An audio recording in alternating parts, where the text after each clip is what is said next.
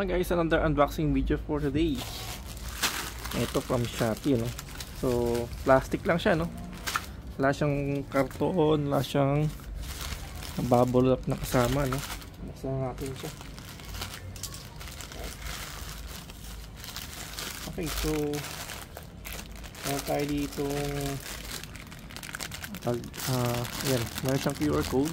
Meron tayong LED solar tube light strip, ano? Outdoor colorful light string, garden, bedroom roof mode, light stair railing colorful, lights Christmas decoration, lights kulay white po, and 12 meters 100 LED.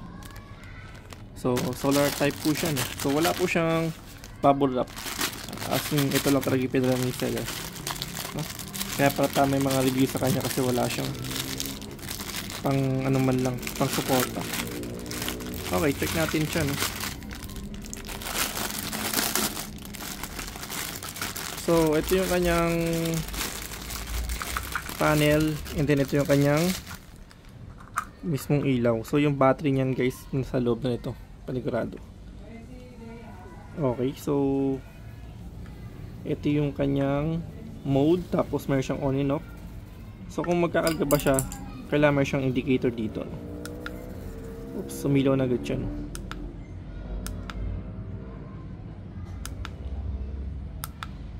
Eh, meron siyang mode, diba? Tapos on and off niya. Ayan, naka-off na po siya.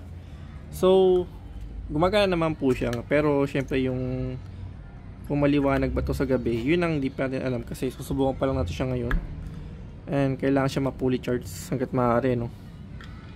So ditusok lang siya if ever man, at meron siyang kasama kung sino yung tornilyo, pwede sigurado dito. Okay, so mukhang all goods naman siya guys. Ikakarga lang natin siya kung magliliwanag siya. So sa ngayon, ito muna yung pinaka-unboxing natin. Mukhang okay naman yung loob niya, no? Mukhang magiging outdoor type naman siya. At the same time nga is yung ilaw niya. Okay, so thank you for watching po, no?